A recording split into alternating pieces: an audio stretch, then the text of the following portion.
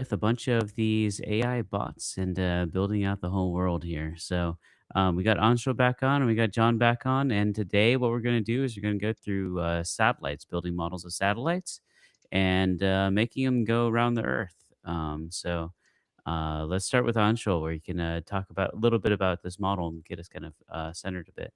Yeah, so right now, what you're seeing on the screen is an animation that I had the agent cook up. Basically, this yellow dot that you can see orbiting the Earth, that's a satellite.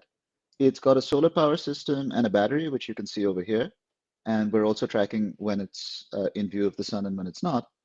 And the cool thing over here that I've done is I've actually given it several ground stations that this satellite is going to use to communicate. And you can see that there's sort of a little line that connects the satellite to the ground station whenever it's close enough in orbit, right? And so I think it will come across this one in Australia shortly. And when it does that, you can see that it consumes quite a bit of power. And presumably the satellite is communicating something, sending down images or other data. Um, and we've also, so the satellite's orbit propagation is done completely in Dyad. We had a demo earlier where it was done in Julia, but now it's all in Dyad. And the thing that I want to do today, and of course, happy to take requests, this is a very open session. But the thing that I want to do today is to start simulating a swarm of satellites to simulate satellites talking to each other. Um, and then also to sort of try and refine the design of the satellite and the fidelity of the model so we can get, maybe a bit of thermal effects going on with the communications. And then also you'll notice the battery is going quite low, so maybe we should increase the capacity of that a bit. Okay, cool, cool. And maybe a good place to start might be to show us actually a little bit about this model. Like, Yep. what does the dyad model look like for this? So I'll start with the top level. Oh dear, let me zoom in a bit.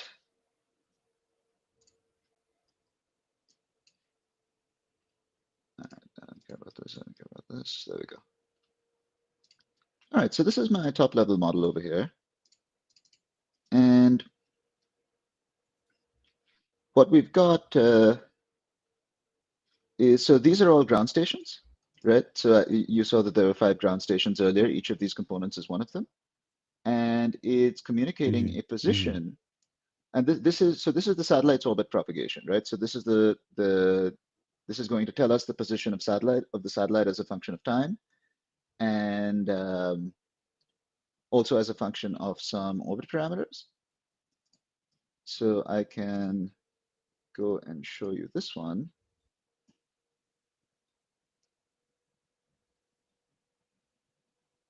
Right, and so this is a J2 orbit propagator, which is basically, so it's not just pure gravitation, it's also encoding some amount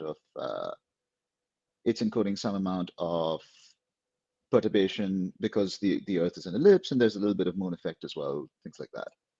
So, all right, so that's the Hmm. orbit Hmm. propagator, and you'll notice these little spiky connectors over here. That's actually that's a new connector that I had made. So that's sorry, that's this guy. That is a, let's see, that's just a three-dimensional connector, right? You've got X, Y, and Z as Cartesian coordinates. And Hmm. then we get down to the actual satellite system. So this block will just tell you where the sun is. Um, this gives you the sun's angle with respect to the satellite. And then you have a thermally enabled solar panel, as well as this also has an eclipse detector to check when the satellite is behind the Earth as opposed to in front of the Earth and it can see the sun. That panel feeds into I think this is the battery. Yeah, this is the battery. And then we've also got a power converter, we've got a current sensor, and we've got some load as well.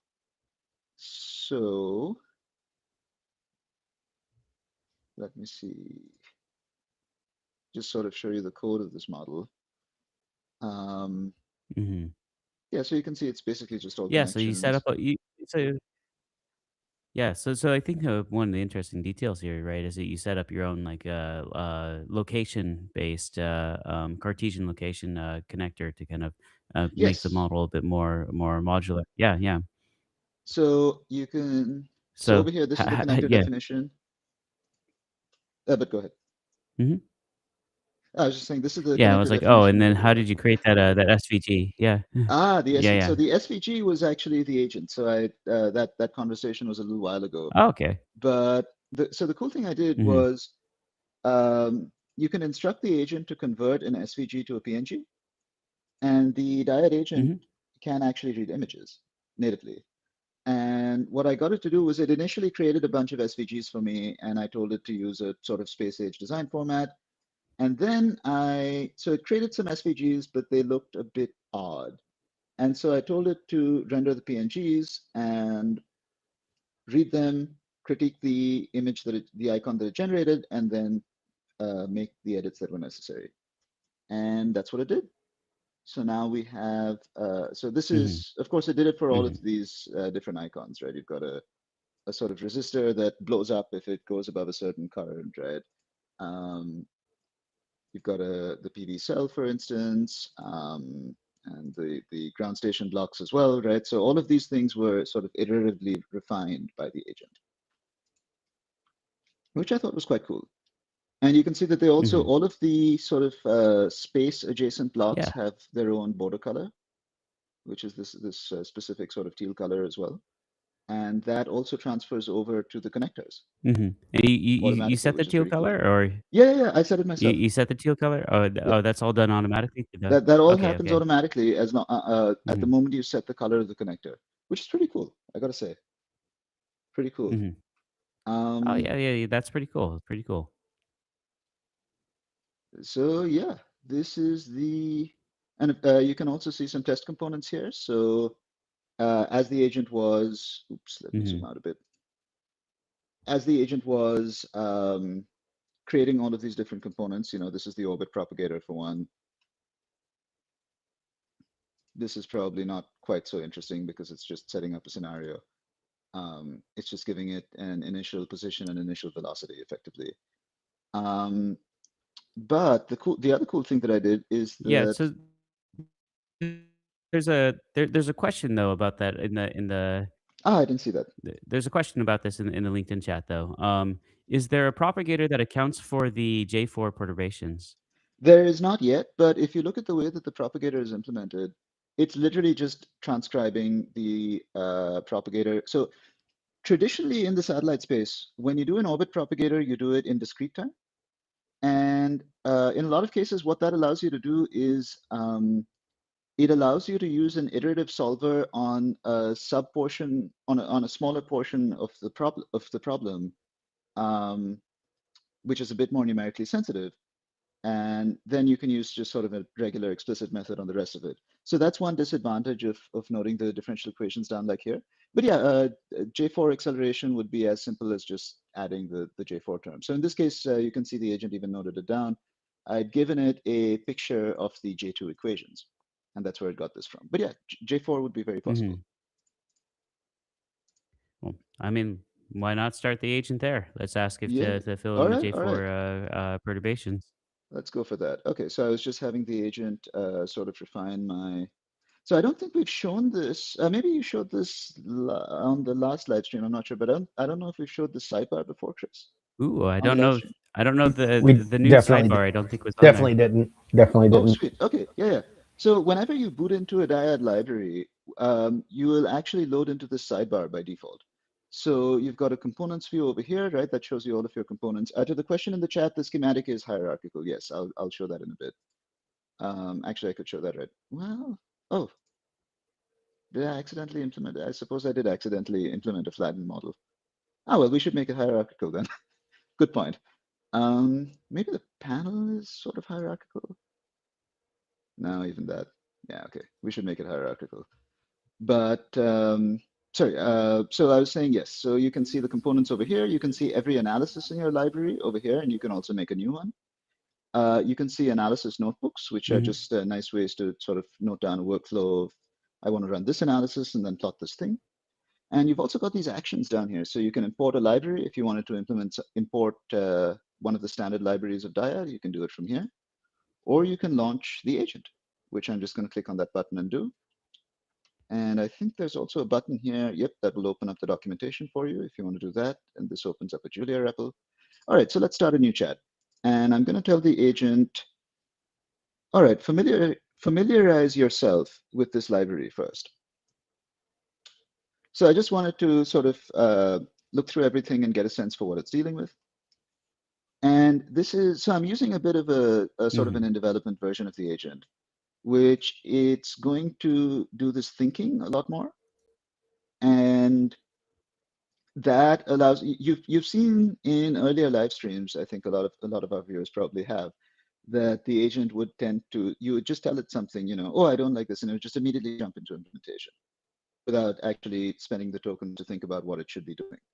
And in this version of the agent, it actually does spend those tokens and think about what it's doing beforehand. And the interesting thing about agents thinking is that they actually write out the entire train of thought. So, you know, as a human, you would think, oh, maybe I should do this. Oh, right, but that's bad. Oh, maybe I should do that. Oh, but this reason number two could cover that as well, right?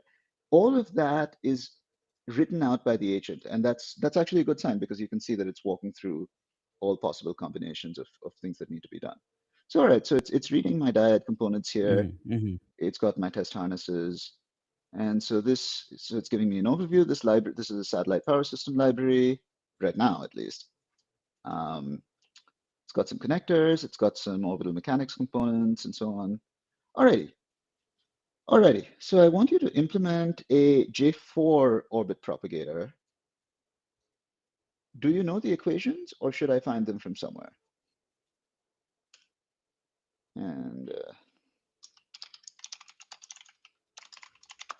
just gonna run a quick Google search in the background. Yeah, I was just pulling them up as well. Yeah. Maybe our viewer can yeah, also share their favorite description of it.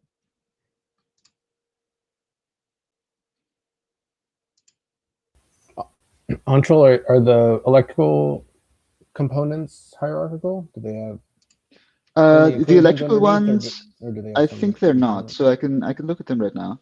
All right, Okay. so let's see. Oh wow, this is a long thinking trace. Okay. So, hmm. Mhm. All right, so you can see this sort of thinking trace, right? It's saying, actually, let me think more carefully, da da da da da. Actually, I recall the standard formulation, right? So it's trying out different approaches based on when it realizes that it fails. And okay, so this thinks that it can implement it. Okay, should we go for it or should we give it a reference first? Yeah, let's go for it. Let's go for it. Let's see All what it right, all goes right, towards. go for it. Yeah. A few decisions before it starts. Naming is good. Create a new test component.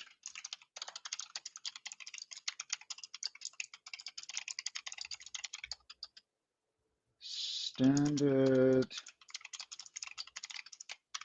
values are okay. And let me see where I could potentially double check those standard values from.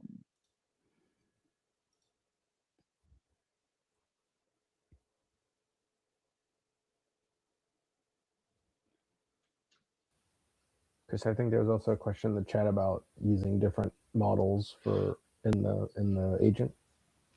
Yeah, so you can Yeah. switch the model you use at top level, right? And so if I'm going into the settings window up here and I scroll down, you can see this is currently running Opus 4.6.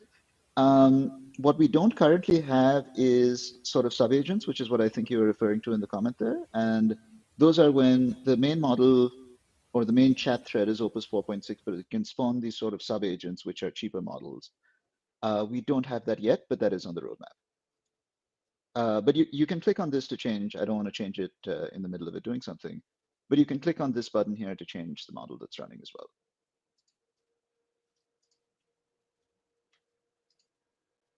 Mhm.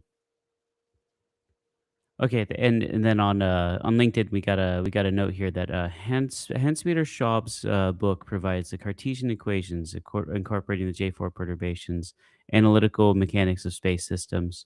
I think the only difficulty is that if we don't have the book on us, we can't use that as the reference to know that the agent got it right. But we could share that with the with the agent, right? So I'll paste this into this global chat that's to Yep, yep. non LinkedIn. I think the LinkedIn chat is always separate from the rest of the world, right? Ah, So that explains it. Yeah. I'll paste it.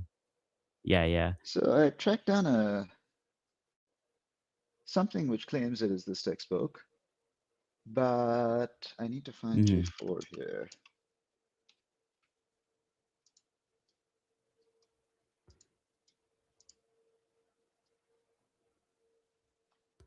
Yeah, I found an interesting source here. I don't know the source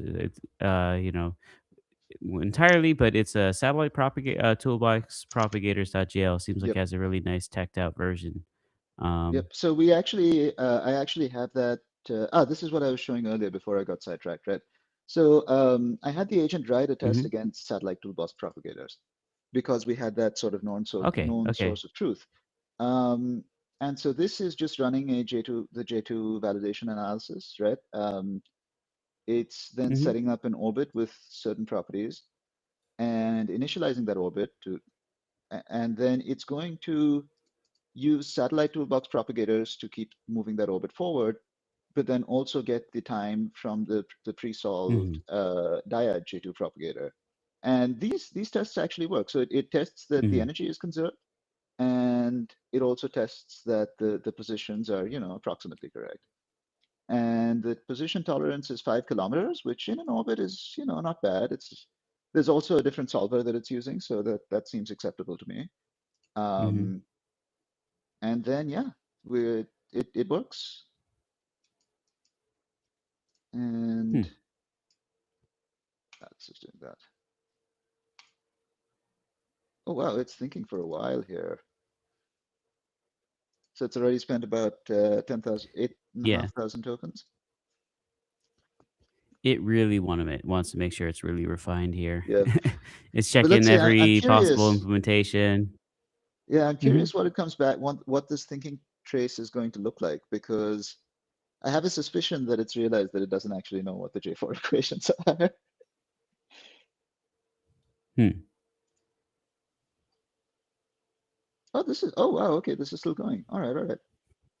Yeah. So I can also talk about the dashboard, which has a couple of cool new things, or new to me at least. Um, so the way we've done this live simulation is that we take the satellite power component, which is our top level thing, put it in an ODE problem, but instead of pre-solving it, you create this integrator, which we showed also in the quadcopter live streams. But the new things here Yep, are yep. this save on and save every step keyword argument. And these two things are basically going to make it such that the integrator never saves its history, except where it has to, I think, for synchronous stuff or things like that. And that makes it a lot faster to run an animation, and also possible to run an animation for a very, very long period of time.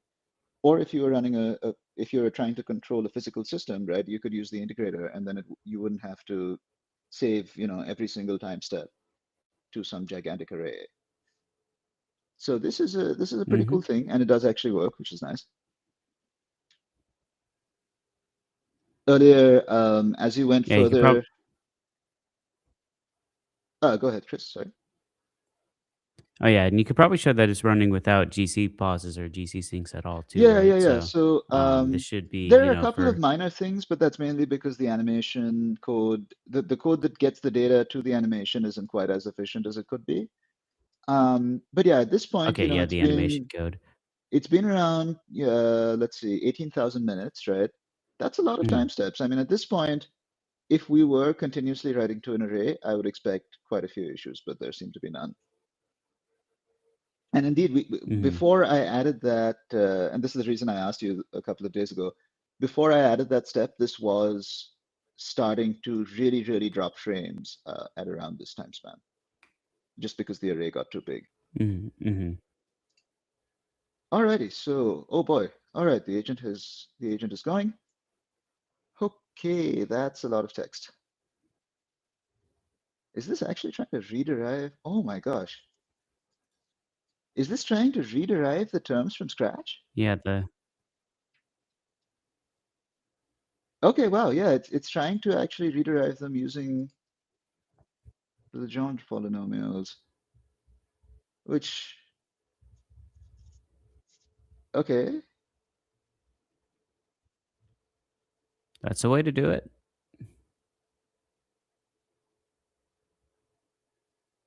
huh. I don't know if, Yeah, we were a little bit mean to the agent, and it looks like eyeballing some of the equations did look like they're matching. I don't know all the equations here though. The a yeah, sub x equations are. yeah, I don't think we'll have a great time trying to go through this by hand, but it is going to have to test it against Satellite Toolbox. So this is quite interesting. I mean, I haven't seen an agent actually try to do math before. It's a bit it's a bit odd.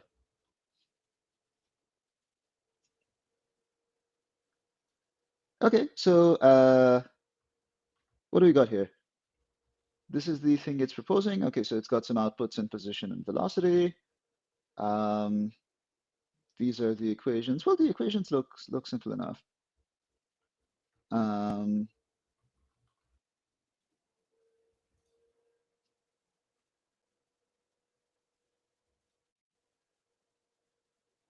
all right.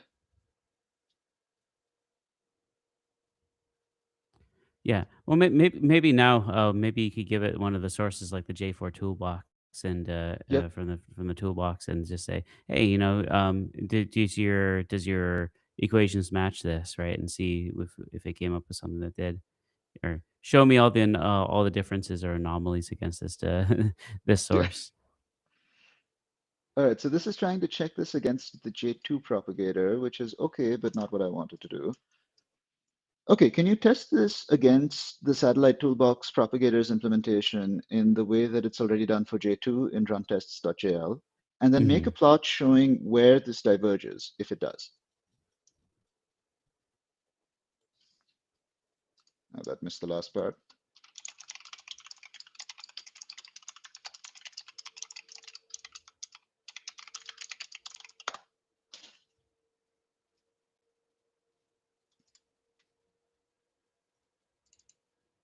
Yes, I did. I just saw this message in the chat. I did see so Don Knuth just put out a new article.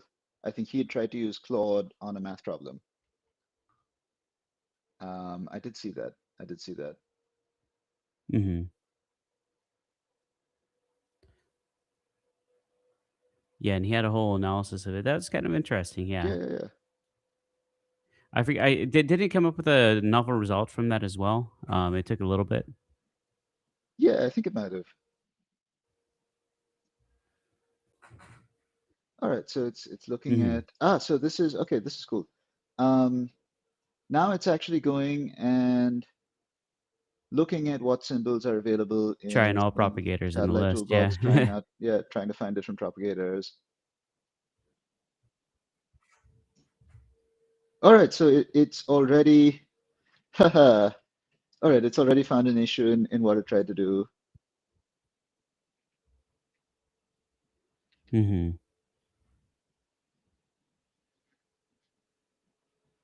All right, that's correct, yes.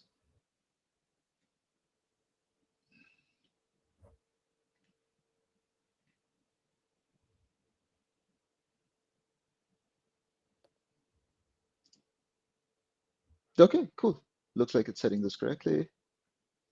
So this brings to mind, we probably, it would be good for us to have a component that does the orbit initialization based on some orbital parameters or something like that. That would be good.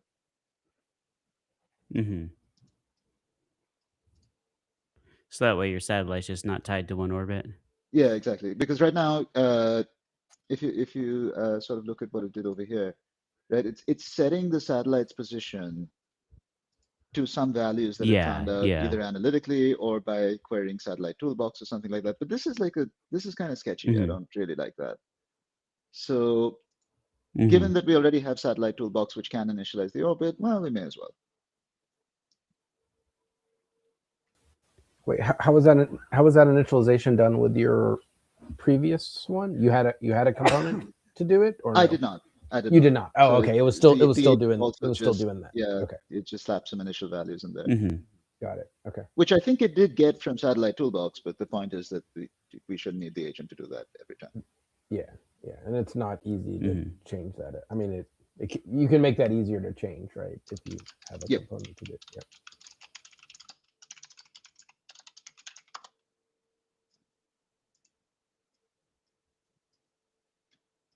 Alrighty. Okay, so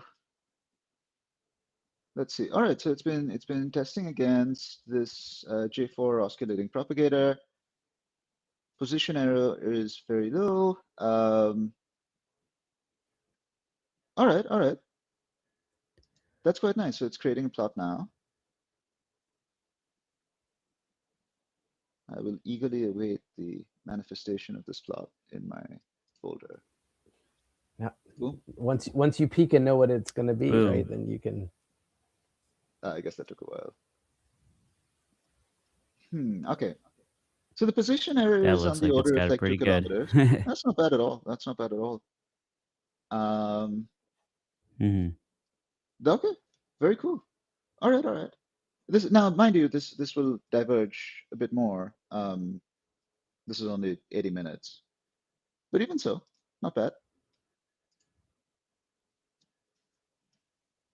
mhm. So wait, Oops. before you go on, I'm it. Do we understand why this is different? Is it really because of the integrator, or is it? It's not a So different formulation, right?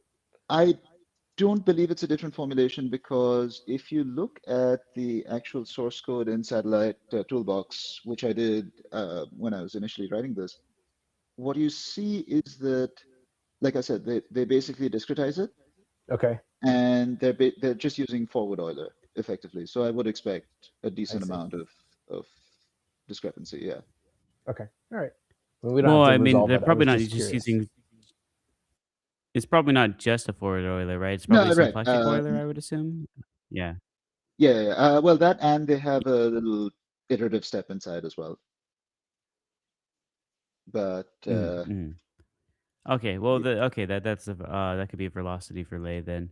Um, I don't okay, know if it yeah, so I can. mean the Yeah, but difference, yeah, but yeah, the difference between a low order symplectic integrator and a high order Runge-Kutta method will be, yeah, about tolerance. I think that it's a very reasonable difference to see. I'm not. I would be surprised if we had less error than that because of that. So, yep, fair enough. Sweet. Okay, so we've got J4.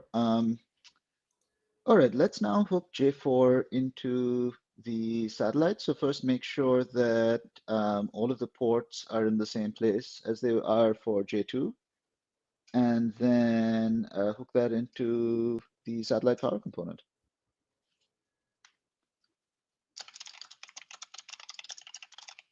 mhm.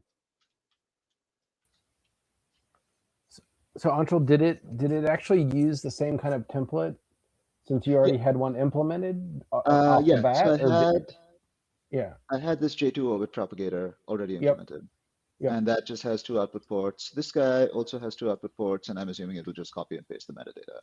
yeah. So, but did it from the start?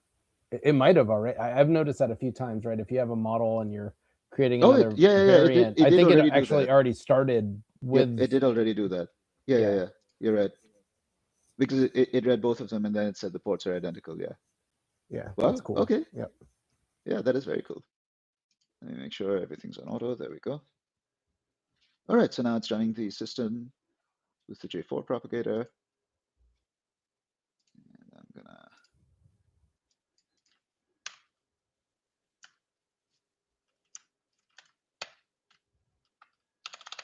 prep another Julia session to run in the background once that. Oh, I guess it's already done. Yeah. Okay. Let's try it. run the dashboard again just to see what happens.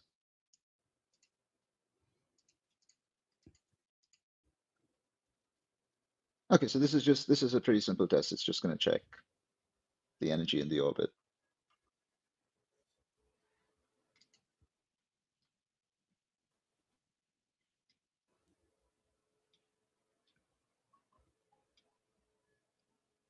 Alrighty.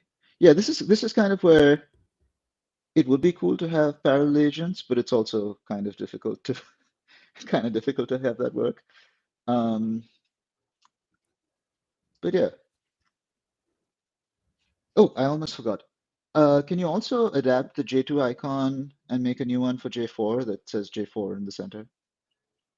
Let me just make sure it hasn't done that already. It has not done that already. All right. And so just to remind folks, this was the J2 orbit propagator icon. So changing that to 4 shouldn't be much of a fuss. Honestly, that was a bit lazy. I should have just done it myself.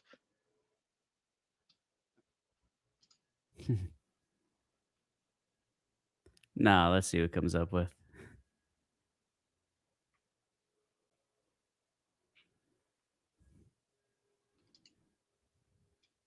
Alrighty, and let's check the sat power diagram.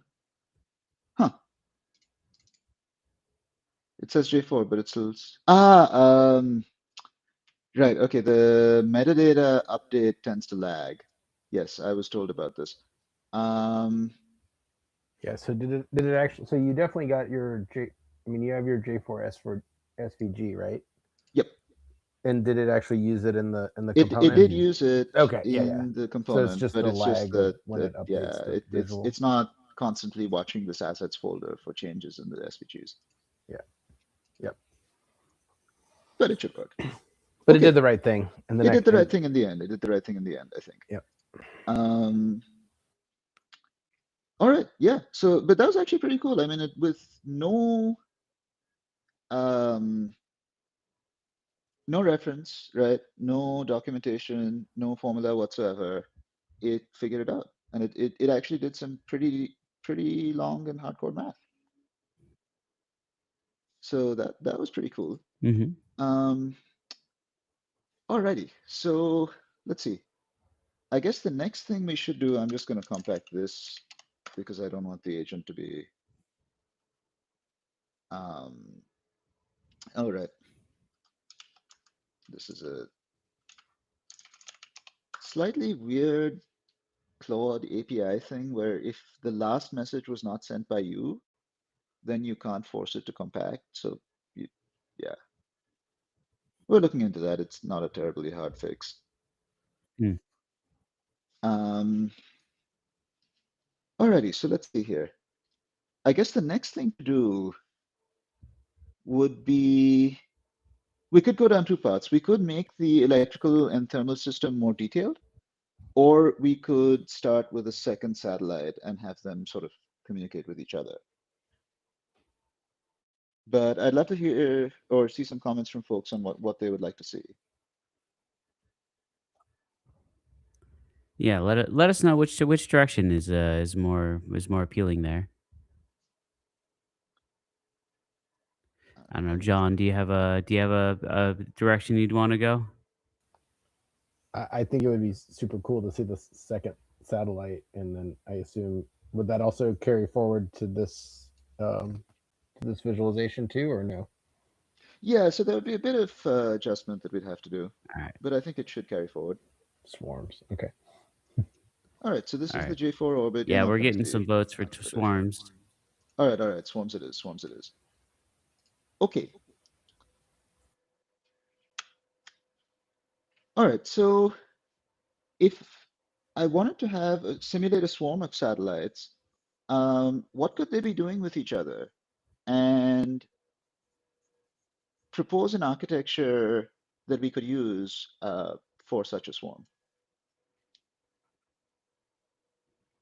So I'm just going to ask the agent to sort of flesh out my incredibly non-detailed request. And keep it clean. Yes, that too. Let's see. With the thinking, it does a pretty good job of sort of pruning out things that it doesn't need. but I have a suspicion this one is going to be a long one. Can you show your top level architecture again? So we So right can now, think about this too, right? Like yeah, good point. what Good point. would we do right at the top Right, level? we can't ask our robot overloads to do all the thinking. Yeah, or we Um, can and just validate that well, true enough. Okay, what we would. so here, I guess the really important parts of the architecture are you have this orbit propagator. You can see it says J4 now. So you have the orbit propagator, which determines where the satellites will sort of be, and that sends out a position signal. And then you've got these ground stations. And the thing about the ground stations, I think each satellite will need its own ground station component. Um, and so maybe maybe we should, okay, the agent is back. So maybe we should sort of tell the agent to package every subsystem up nicely so it can be repeated. But I feel like the thing to do is that you have a top level satellite, which is the orbit propagator, and then the sort of functional subsystem, and then the ground station subsystem. Or at least that's what I think we could do. Hmm. All right, let's see. Oh wow, okay, this is a bunch of stuff here. Okay. All right, so this has started thinking about a simulated satellite swarm. It knows we've got this stuff. All right, so it's saying formation flying. I don't know about formation flying, mainly because we would then need to, actually, formation flying could work because the orbit propagators don't care if you add thrust or not, right? In this form, it's just the gravitational potential. So you can add energy to the system. All right, formation flying could be done. Um, Probably with some PID controllers or maybe something more complicated, but it could be done. Um, Constellation communications would be cool. Distributed Earth observation. That would also be interesting. And James Bond Chomp Chomp satellites, if anyone's seen that movie. That could also be fun. So these all seem fun. Okay, let's see what this guy thinks. Okay, so it says relative navigation. Each satellite has its own power system. Right, differential drag. And interesting. Okay, it's interesting. So this is proposing that you keep the formation by just using basically braking instead of accelerating. I mean, Hmm. presumably you would fall to the earth at some point, but that could work. Um, Satellites in a constellation. Yep, that could be cool. That could be cool. Um, hmm. Okay, so this thinks that the most natural extension is formation flying. Um,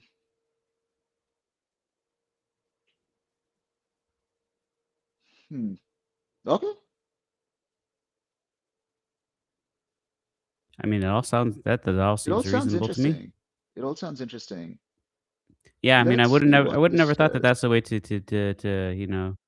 control it. But yeah, I think the I drag mean, control sounds. I mean, maybe in we could have someone real, from the audience. yeah, Yeah, yeah.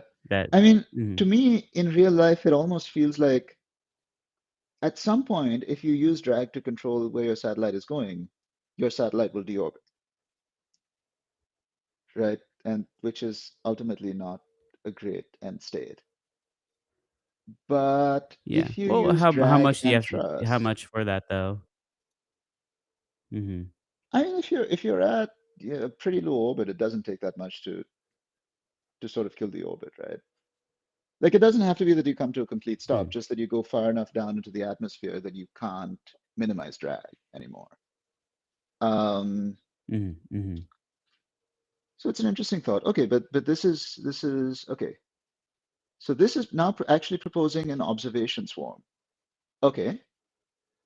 So but you can see that this actually reordered a couple of times. This reordered the order of its preferences. Um, okay, so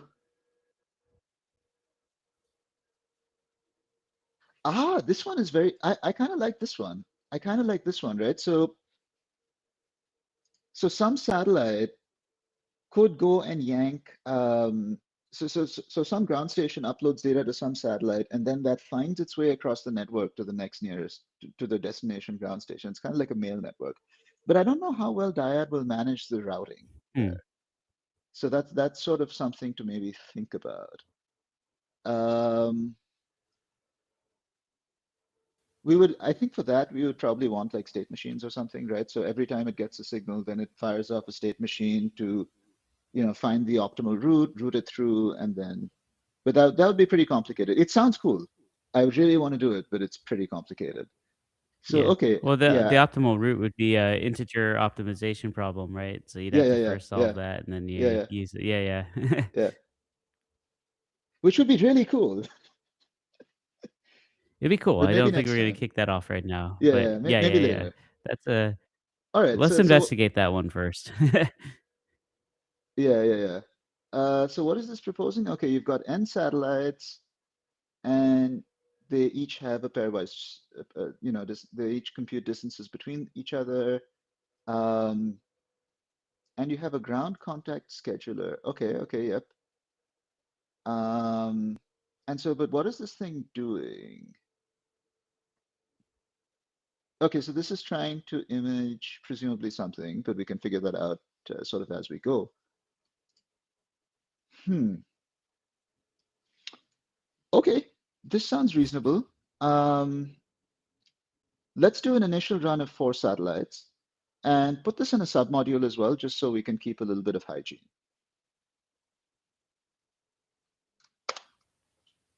So what was the agent? Can you go back to that? Yep. So So basically, the it was agent is proposing almost everything that was in your model becomes like in the a right, satellite right, subsystem, exactly. right? So this sat power top level thing Mhm. becomes each of these individual satellite components. Yeah. Um,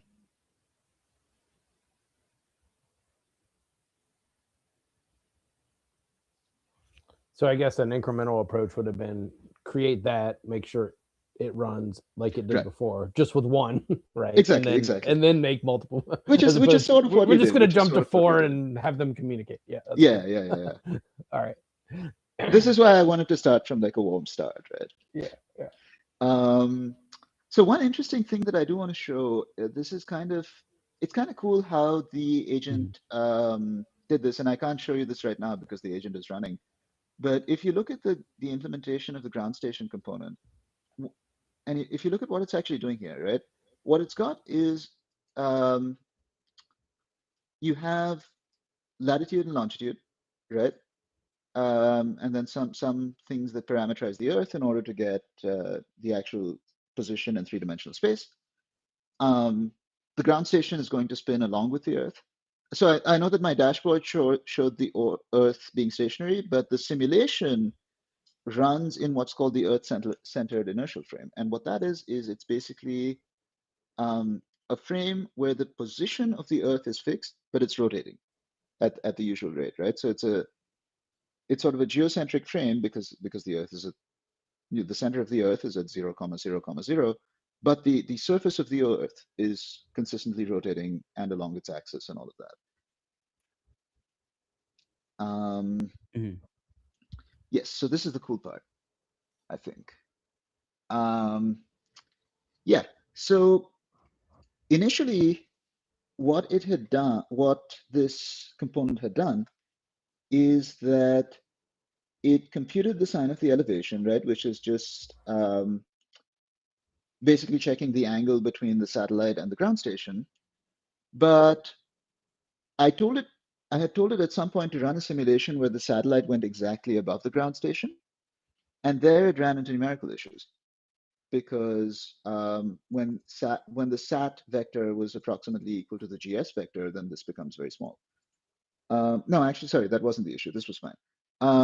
Right, it was the arc sine. So it was initially taking an arc sine because this is just the sine of elevation. It was initially taking an arc sine, but then it chose to smooth that Mhm. out Mhm. and create this sort of thing, which still works, right? It's still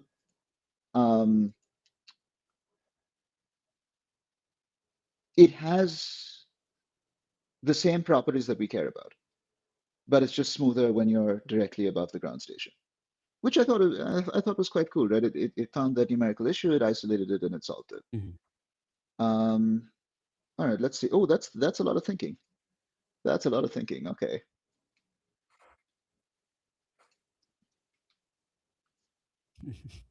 I'm gonna save the state of this repo. WIP live stream.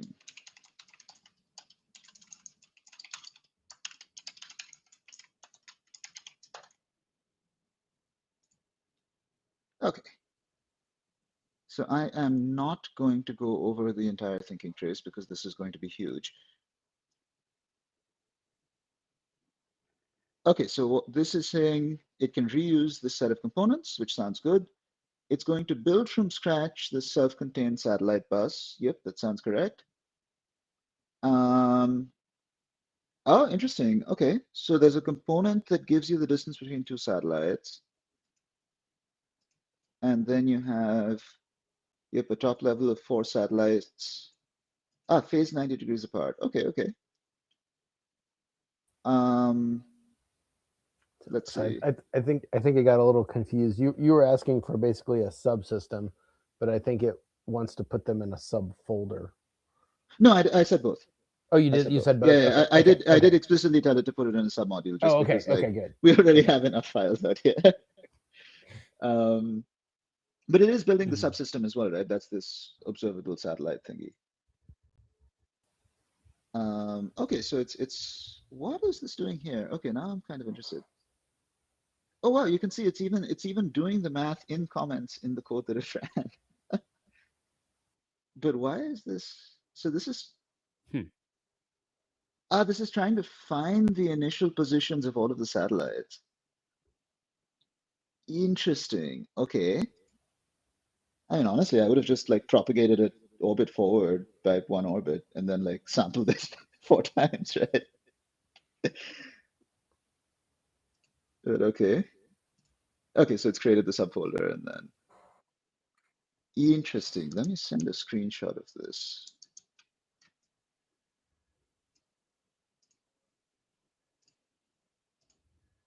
Okay, one screenshot headed to the AI team.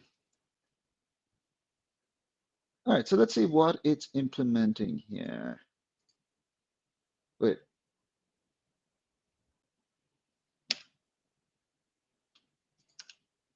Oh, what did it do? No, no, no, no, I didn't want you to do that. No, no, keeping the sublibrary is fine. I don't care about name length. They can reference siblings from within the same library root, I think. I don't care about name length. Okay, that was a bit odd because I explicitly asked it to do that. So in this case, I think it thought a bit You're too much. fighting. You're fighting one AI to fix the voice translation, to fix to fight the other AI. uh, So we did get a question a little bit back here. I think we should explain it a little bit. yeah. So for applications that maybe happen behind a firewall or disconnected from the internet, are there requirements on which agents you can plug into if you can't access cloud or perhaps host your own? Um, we should discuss a little bit of that. So right now everything is based off of Anthropic's models, though there is some work going on so that way, especially for things like Love Cloud, we can tie into to some of these things, and we're working to be able to tie into a lot more agents as well. So if you have any specific requirements, if you I mean if you could send them to us, we're still doing a lot of development here, and we want to take a lot of those into account. So we'd be happy to chat with you more, get those requirements, and make sure that we can handle any of those. Um,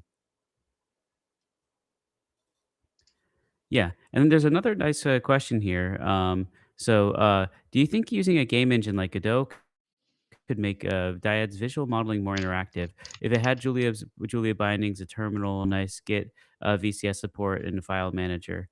What do you think? What do you think? Hmm, We've talked a bit about integrating actually with Omniverse as a separate hmm. system.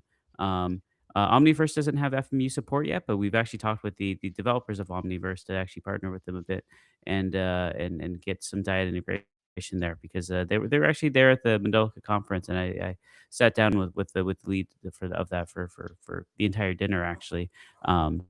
So we might tie into something like that. I don't know as much about Godot. I don't know if Anshul, if you've worked with Godot at all Yeah, or something. I haven't used it that much. I will say that at this point, Maki is basically a game engine, especially with some of the refactors that we've got going on in the next few months. Yeah, to an extent, yeah. But I mean, someone did make Minecraft Mhm. in Maki, like the whole thing with like the SQL database for the blocks, and you could mine and all of that, right? But I would say that it would definitely be a cool integration, but what we have now is sort of enough, right? Because a lot of the promise of a game engine is also in the user interaction, but for a simulation, you don't necessarily want that much user interaction. Mhm. I think that the really interesting thing, Chris, I think, as you say, is Mhm. probably the ability to deploy an FMU into a game engine instead. And so, if you needed a bunch of Yeah, yeah. PIDs for your drone in the game, then you could just deploy an FMU that was created from Dyad into the game. But then the game would be the main part of that project, not Yeah. Dyad. Well, an FMU might be rather simple for that, but I think that, like, game engines tend to use a lot of, like, Euler physics, right? And they just kinda, oh, if you go through the Hmm. wall, then just push you Yeah, back out of the yeah, yeah, wall and yeah. stuff like that, right? So being able to have the FMU handle more, like, much more complex physics, not just the control system, and they just kinda say, "Okay, I actually need some accurate physics for this term, so compute everything here inside the FMU, and then just take the outputs of that to be able to make the display of that." That's where I think a lot of the interesting connection could definitely come from. Hmm. Yeah, that makes sense. Ah, very interesting. Okay, yeah. So this is actually doing what I wanted it to do, which was, but I didn't tell it anything about that. Um, which is it's trying to summarize both the size of the system and how long it takes to simulate. Um, okay, cool. All right, how long does it take to simulate one orbit? Like just the simulation, not the problem creation and all that. So break it up a bit.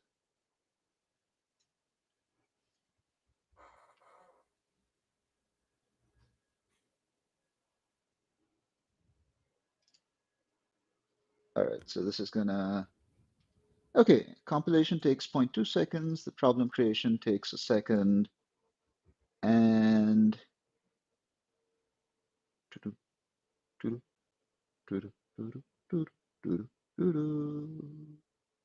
oh, not bad. Oh, wow. Okay, that's okay, that's pretty good. Wow. Okay. I thought it'd take longer. Mhm. Alrighty. Now, I want you to make a new dashboard script, adapt the script from live dashboard, but show all 4 satellites and a much smaller orbit trail. But I want you to keep the time series that you show in the diagnostic plots the same length and maybe explore a couple more of those.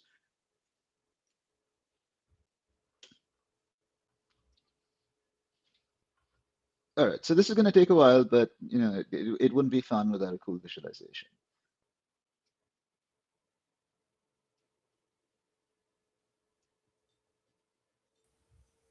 So, Anshul, what were you asking? I mean, you were asking to see the four orbits, but what about the traces that were showing, battery state and all that?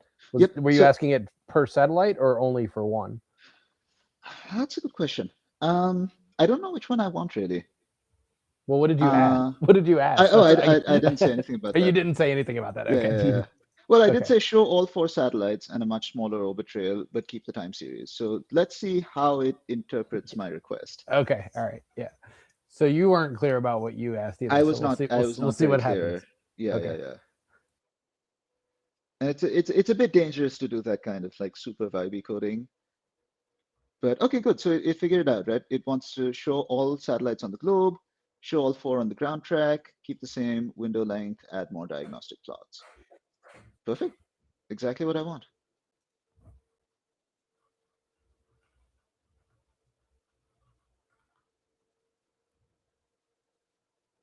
Okay, okay. Yeah, the Swarm GS coverage would be very cool. The Swarm ground station coverage, right? So in total, how many of the satellites are in contact with the ground with any Hmm. ground station at that time?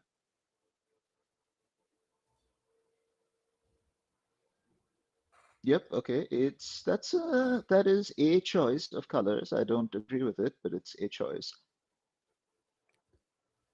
I mean, I like that choice. It's got some Easter vibes. All right, all right. Should we make the satellites? This would be okay. This would be cool. Maybe we could do this at some point. Make the We could satellites check. little Easter eggs. No, we could check how long the satellites take to map the entire Earth, or we could like hide an Easter egg on the Earth and then just simulate until one of the satellites finds it.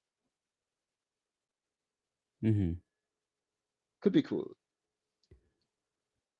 The Dyad Easter egg hunt using satellites. Could be cool. Wait, Oh, could you you? know what would be even cooler? Okay, if we equip the satellites, this is a terrible idea. It's awful. It's terrible. If we equip the satellites with a small thruster and like a colder or hotter kind of like sensor, could we make a PID controller that will steer the satellites very, very slowly towards an orbit that goes over the Easter egg? I wish we had Rajiv here almost because like he would be great for this, right? But can we make a PID controller do this thing? Hmm. I suspect the answer is no, but it would be cool. I think you could, but you just have to be careful about how you don't want it making adjust. I mean, you want it to Yeah, follow. You don't not continuous in time adjustments, right? Or at least not too much, right? Because you yeah. need to see it go through a whole orbit to see how I close, guess right? you would need, yeah, you would definitely need a very interesting control scheme, right? Because,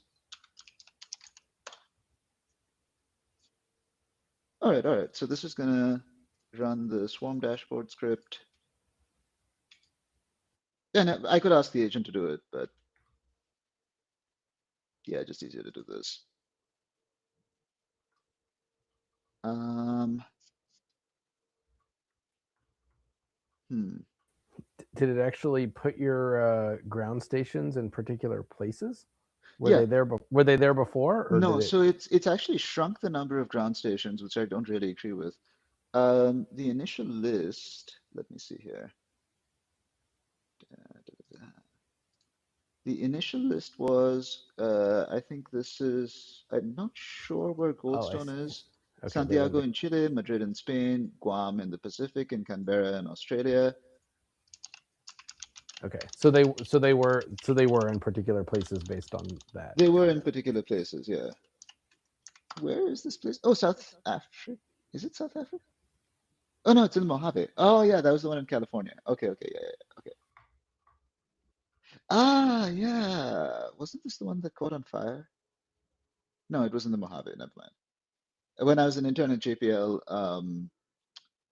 they had the huge wildfires in LA, and they had a webcam that pointed to an Oh, observatory, okay. and I think, of course, the observatory had been evacuated a while back, but you could see the flames coming up on the observatory. It was pretty scary. Hmm. Yeah, all right. Oh, is this running? It did not run. Okay. Oops.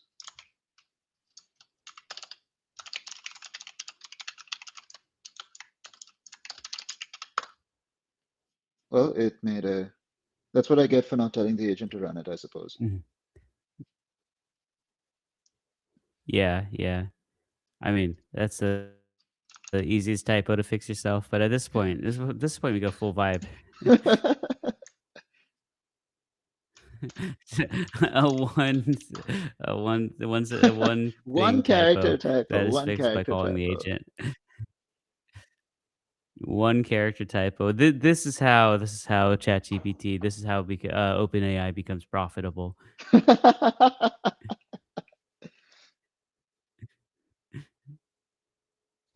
Okay, let me find where this spawned on my desktop.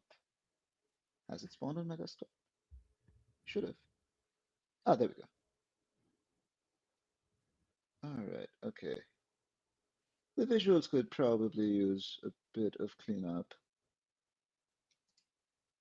All right, let's press the play button, wait for it to initialize. No error messages, it's just taking a while. Okay. Ooh, that's a bit noisy.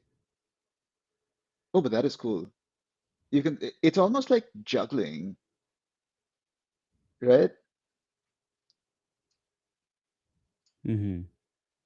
Okay, okay. Wow, those are spaced perfectly. Yeah. Yeah, yeah, yeah. That is cool.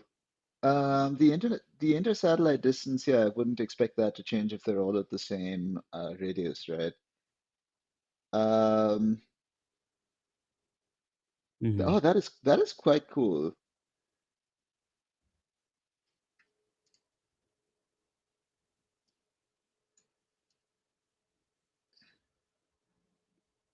Um, hmm. But it's not showing the ground station effect. Okay. All right, let me just get rid of this guy. Let me get rid of this guy as well. Okay, so in the set of dashboards, I think we can skip the eclipse part of it, and we can also skip the keep the inter-satellite distance for now. Um, but maybe instead of a line chart, just have a live bar graph that's going to show you, like for each satellite, there should be a cluster of 4 bars that shows you the distance to the other satellites. I think that would be cool. So that's part one. And then part two is I want you to add a trace of, like you said, which satellites are in contact with the ground system, or rather, how many ground systems are in contact with the satellite. I think that's better. So send it from the ground station's perspective of when they're in contact with the satellite and how many satellites they're in contact with, which right now will be one, but that might change later.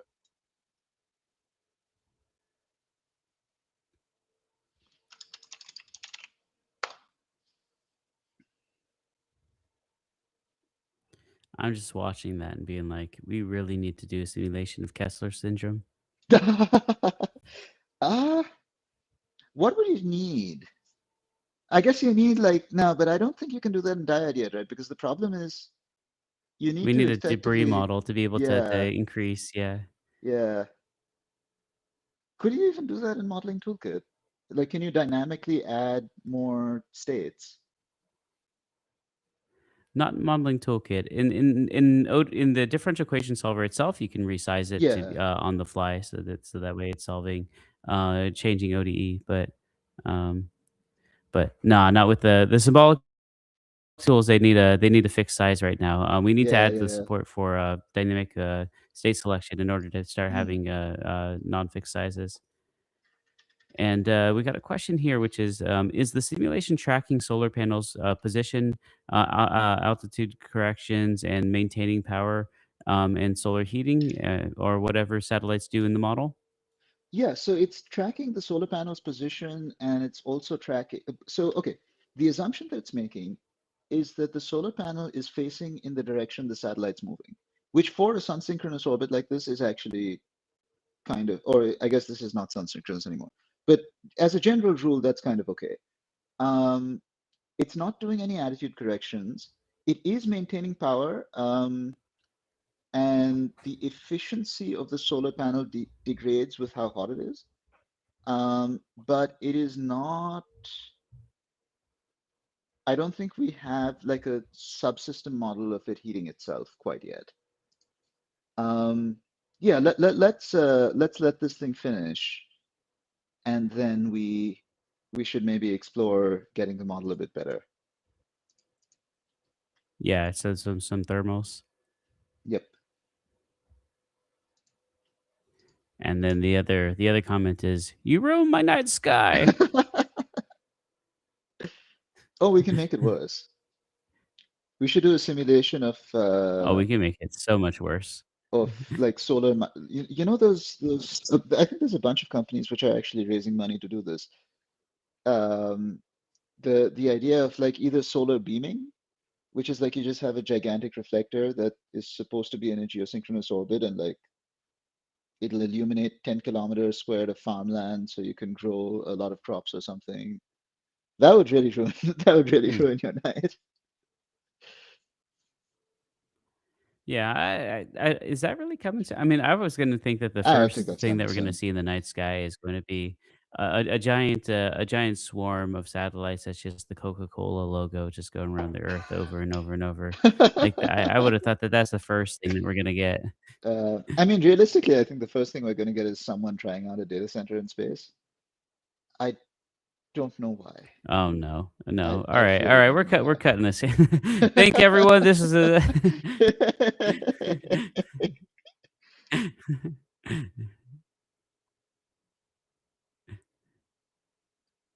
All right, so this is just going to rewrite it from scratch, it seems.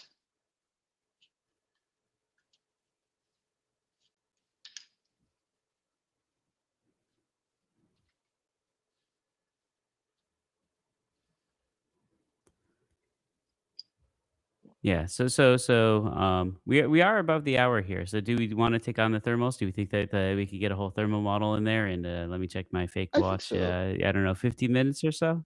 All right. I All think right. so. I think so. Yeah, I mean, the give this agent, maybe yeah, like produces stuff pretty quick. So. yeah. Give this maybe like Hmm. 2 or 3 minutes to finish off, and then I think we could get some of that going.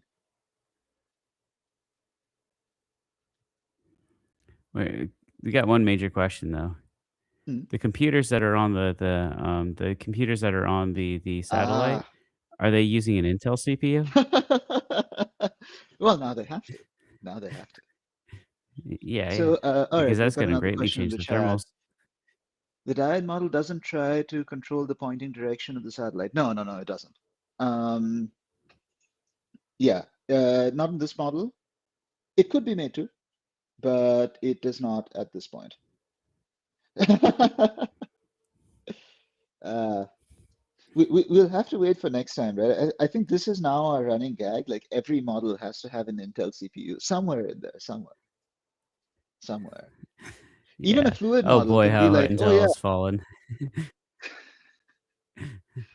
all right. Oh, that's quite cool. Okay, if that layout is what it says it is, it'll be quite cool. I don't know if it'll be what it says it is, but Hmm. let's see. It'll be like slightly janked a little bit, but it's all right. Oops. Oh boy. What is this doing? All right, I got a rendering error because there's some form of weird thing that's passed as the color. Are you trying to pass like some kind of generator or something as the color for something?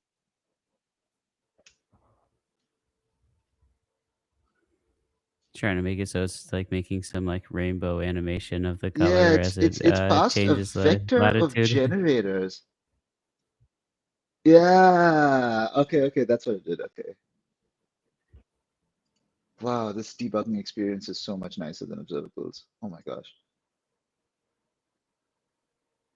Okay. Let's see. Should be good now.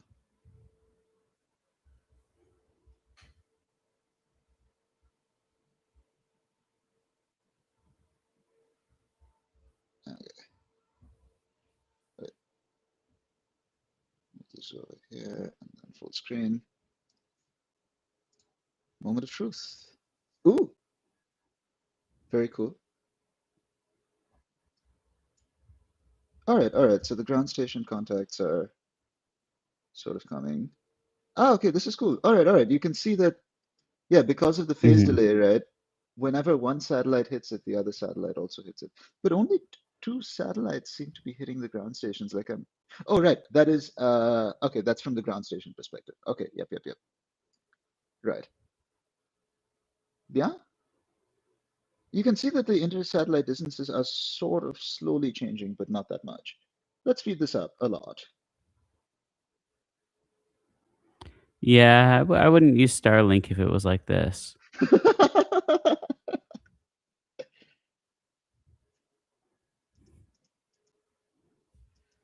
Oh, what happened to the ground stations? Oh, it's just in a bad orbit, I guess. Yeah, because we lost the one in the Pacific, right? Yeah. So you can see with 3 ground stations, this is like completely terrible. Mm-hmm. But yeah, cool. Okay.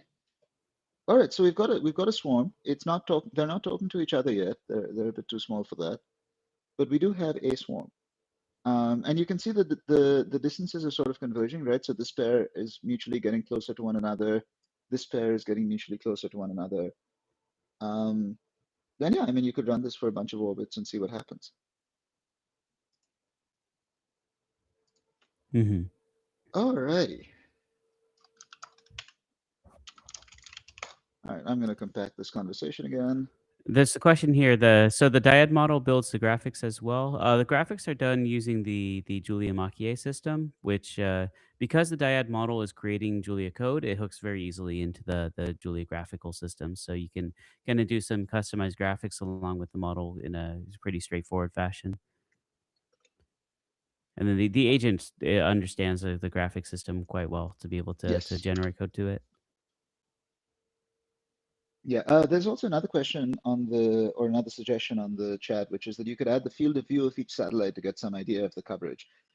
So I have Hmm. ideas about that one, but they're a bit complicated to do in 15 minutes.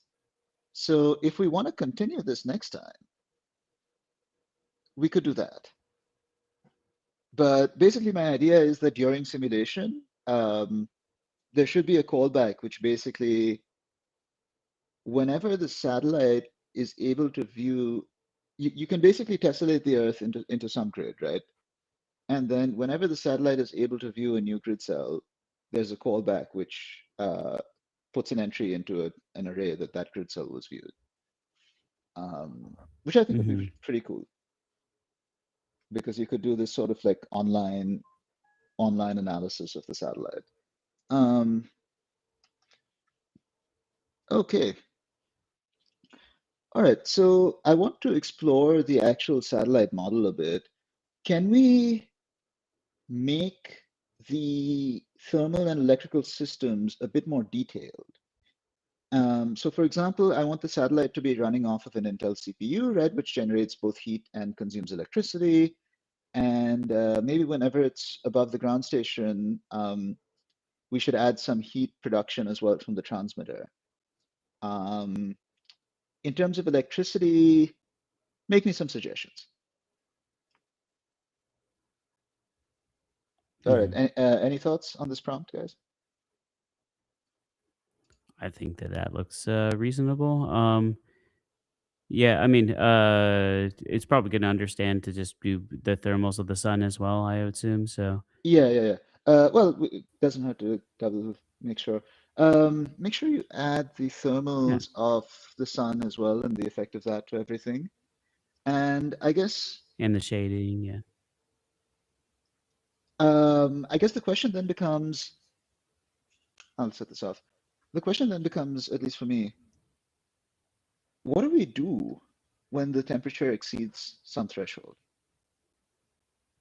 Like, do you have some variable which says, oh, Isn't the that big? temperature is too high?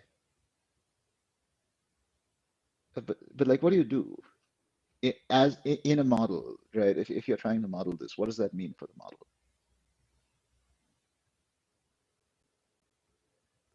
I mean, normally you do that and they'll tell you, "Hey, we can't build data centers in space because we don't have a good way to get rid of the heat."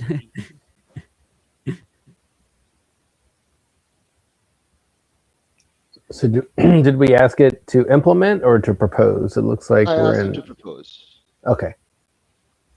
Oh, no, actually that was ambiguous. No, so I guess it'll implement. It might ask me okay, the user wants Intel CPU. Boom. All right. Mhm. Yeah, so I wasn't It's specific like, I enough don't to know just why the ask it to user wants propose. that. Mm. Ah, man.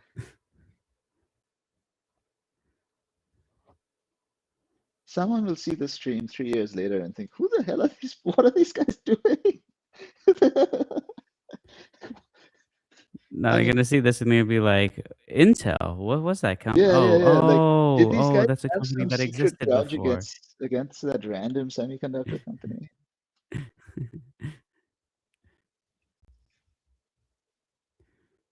Well, no, by that time it's gonna be like, against that random GPU company And based in South Korea.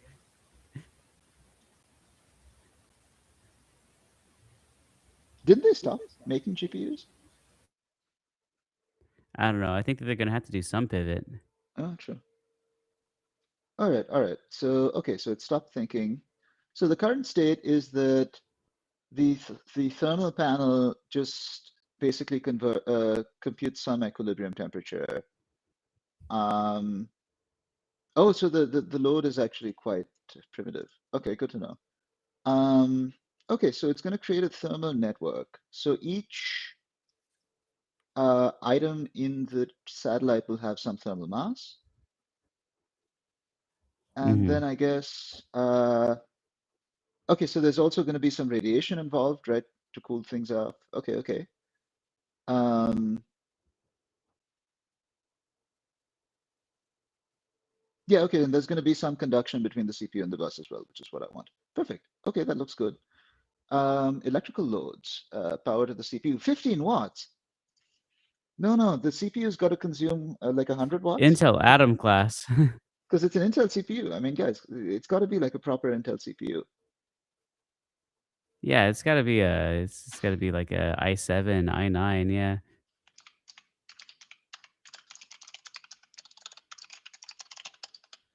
The bus is going to consume 18 watts. The communication is going to consume 60 watts. And why is there? I don't know about this heater. I guess it could work. I guess it could work. Okay, I guess it could work. Well, it's not And then it's taking into going to, account the shadowing of the Earth. it is. Oh, okay. Oh, there it is, there it is, Yeah. okay. Okay, and then you've got the thermal electrical coupling that we've spoken about earlier. Okay, this seems reasonable. Everything else looks good to me.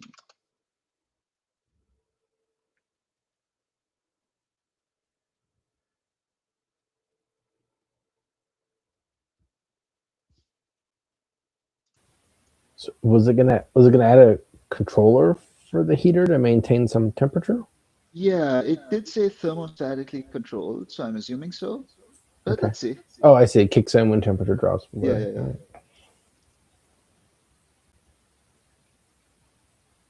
It's thinking a lot about my Intel CPU request. It's like, really? That's what those CPUs do? Huh. That's crazy.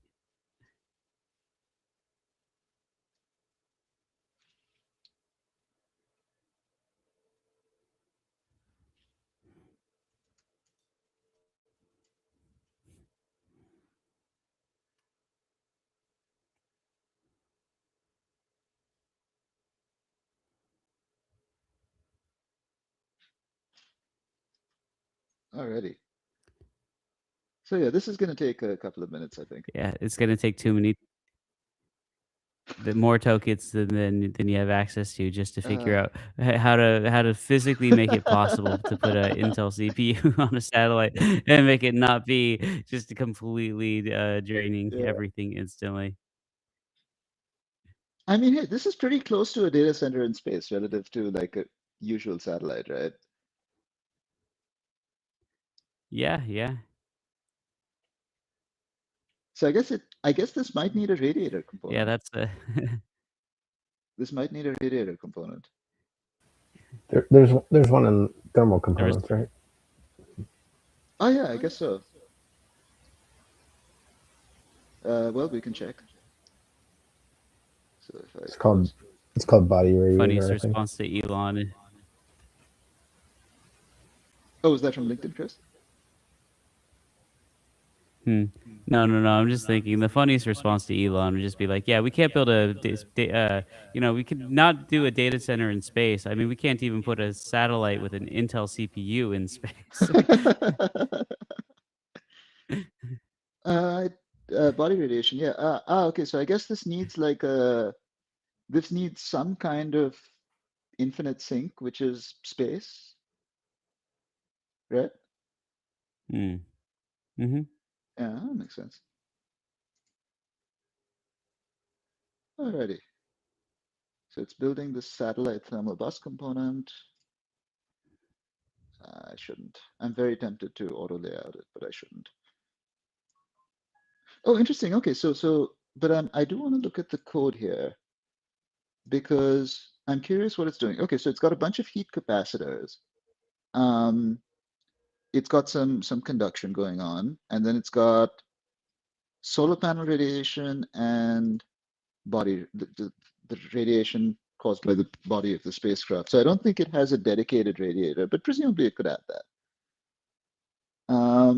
So it's got some inputs, heat absorbed by the solar panel, heat absorbed by the satellite body, CPU heat dissipation, transmission heat dissipation, and heater power. Okay, okay. And then it's got some outputs as well, solar panel temperature, bus structure, all of that. All right. Okay, okay, this looks good. This looks good.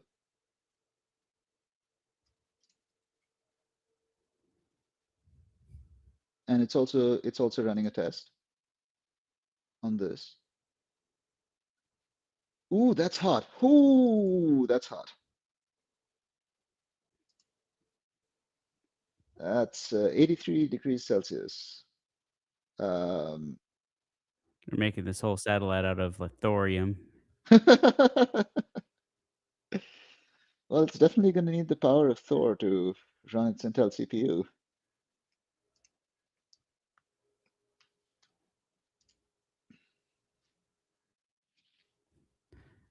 Yeah, I don't know. Well, I guess it's keeping it at 21 degrees Celsius though for the CPU. That's Yeah, which is amazing. not bad. I guess solar panels could heat up. That's fair. All right, all right, okay. Mm-hmm.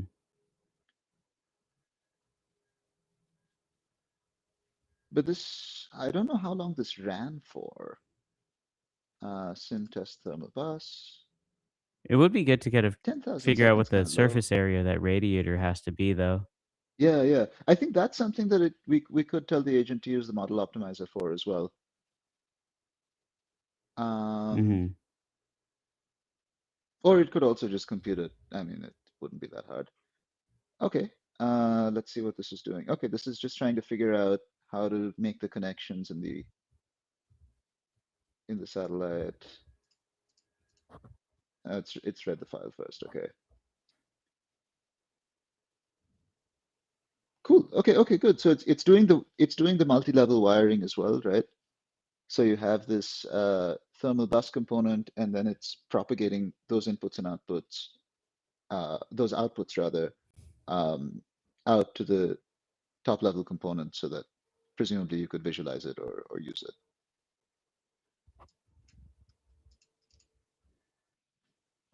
Yeah, so this is something you can see quite often. The agent actually has two tools internally. It can either try to create a file with some contents or um, basically do a string replacement on a file. And so initially it'll try this, it'll fail, and then it'll try the other thing. Okay, it's now running the swarm.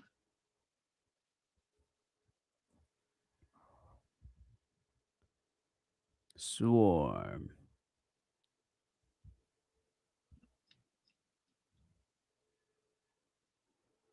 The heart of the swarm.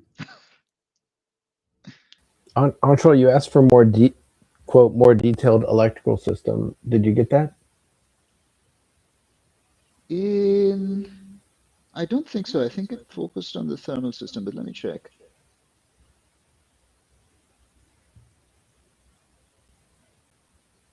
And I guess you got some of that because you have some additional Well, loads now. with the Yeah. CPU.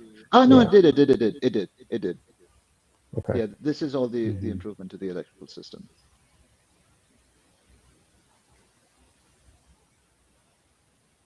Huh, so I'm actually curious now. Q heater, what is Q heater? Ah, okay. Prescribe. Ah, interesting. I see. Okay. So it's I guess the heater is ideally controlled from higher level. Heater power. Okay, so it's assuming a perfectly efficient heater, which, yeah, probably okay. Um, Thermostatic heater, which activates when the bus drop temperature drops below a set point. Oh, interesting. So it's not using any, I guess this is a proportional controller? Yeah, that's a proportional controller, right? Yeah, Hmm. which I guess is fine. I mean, I would prefer that it not use as many equations as this, but all right, not the worst thing.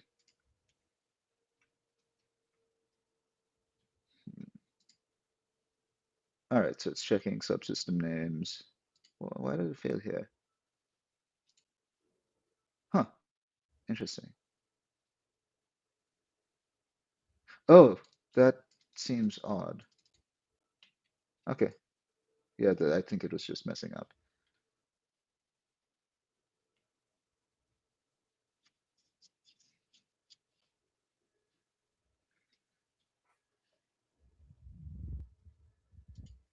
All right, just running a full simulation here.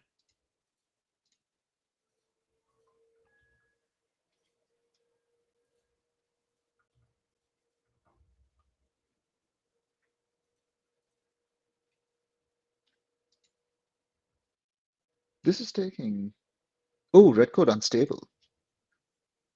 Interesting. All right, so this is now going to go and try and sort of diagnose what happened. Um, The thermals are unstable. Yeah, it's not really a steady. The steady state that it wanted is not the yeah, steady yeah, state it's yeah, getting. It's got to be hotter than that. yeah. No, the temperatures seem all right. Like they're not ridiculous. At least not here.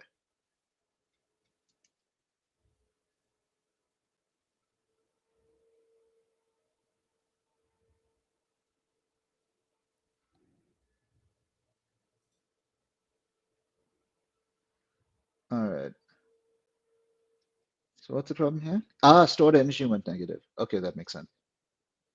So it needs a bigger Mm. battery. Yep, that Intel CPU. Add Intel CPU, that'll do it. Or bigger. Yep. Okay, okay. So yeah, so it's just increasing the battery capacity. 200 watt hours. Eh, I suppose. But that's why would that? I mean, if the stored energy went negative, why would that make the solution unstable?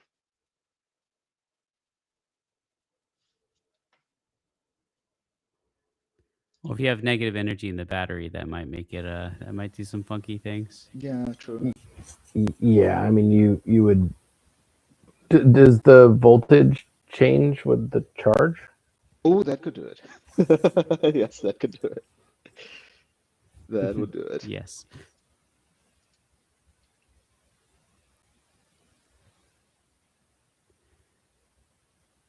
Yeah, so there is a problem with one Intel CPU. So I wonder what happens when we put 100,000 H200s up there. But Details, details. details, details, details.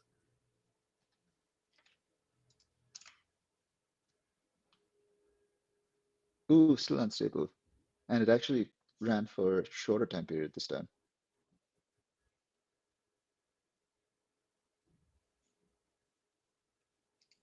Oh, good. Okay, now it's actually checking things. Is there some automated way for this to actually go and see what diverges? In a future version, there will be able to. Yeah, Oh, and is then that we'll the teach the verbosity agent how to surf? do it as well. Yep, yep, yep. Uh, da, da, da, da, da, da, da, da, da.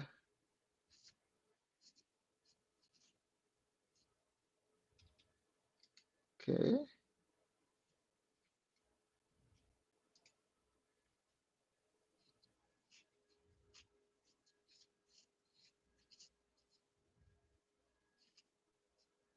cosine.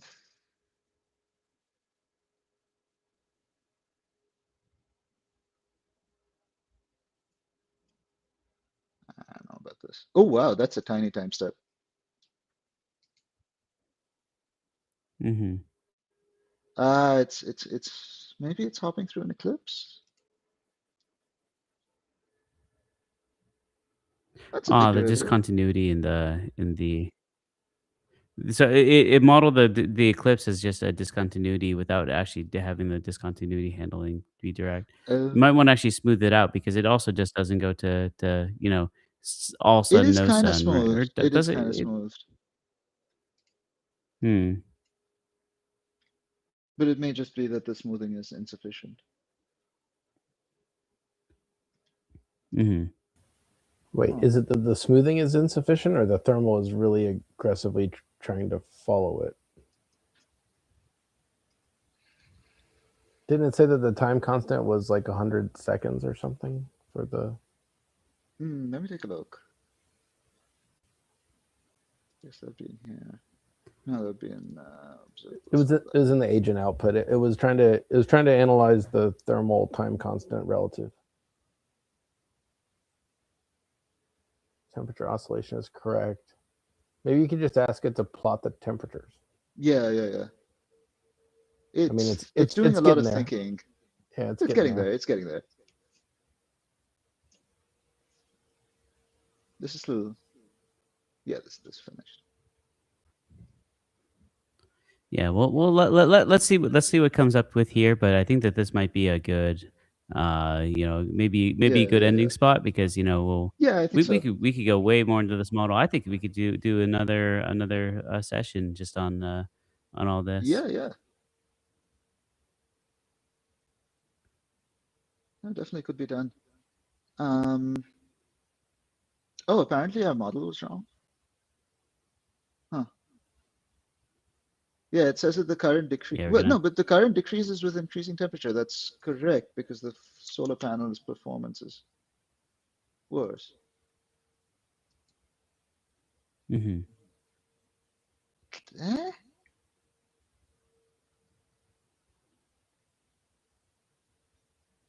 Okay.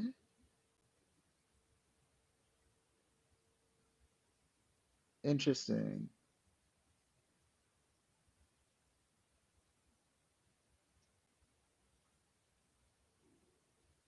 Huh. So this has gone back and forth quite a bit. But is it true that a very cold panel will produce more of a voltage difference?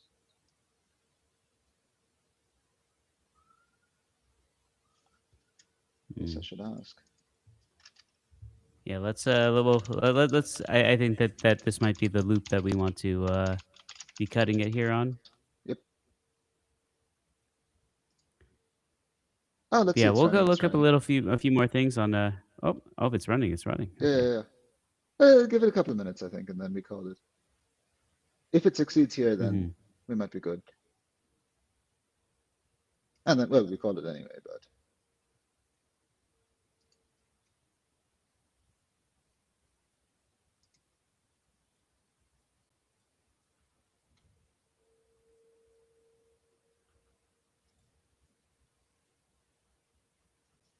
hmm.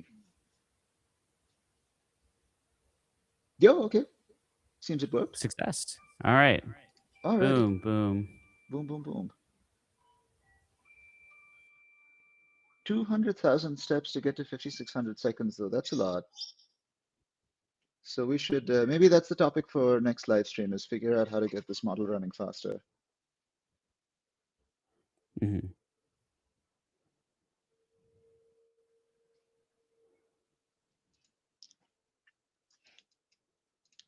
Ah, yeah, so we're getting some convenient, some feedback from the chat as well. Should smooth it out. Yep. hmm I mean, it doesn't go from everything is in sun to not everything in sun, right? It has to go through a phase where it's Yeah, probably yeah, going through yeah. the Earth's atmosphere, and yeah, so Yeah, there is a bit of sunset going on that we're not doing. Okay, cool. Yeah, I think we mhm. can call it here. Alrighty, alrighty. So, Thanks, everyone. This is a fun one, and I think that we can continue on this a little bit more in a future one as well. Definitely, we'll be sharing this version of the model inside of the Dyad Yep. demos, right? So if you want to take this and run with it yourself, you can go and take it and play with it and continue to improve it. We'll be back, I guess, 2 weeks from now, and we'll be running another one, and I think that we'll continue with this model because we're having a lot of fun here. So. Thanks, everyone. And if you have any questions for any directions you want us to go with this, please send it to us on Slack, send it on email, send it on LinkedIn, anywhere, and we'll be happy to kind of incorporate this and just start playing with this model. So, you know, I think thank you, Ancho, for sharing Yeah. with us these satellites. Yeah, my pleasure. Thank you. Thank you, everyone, for being here. See you guys in 2 weeks. Alrighty, Autobots roll out.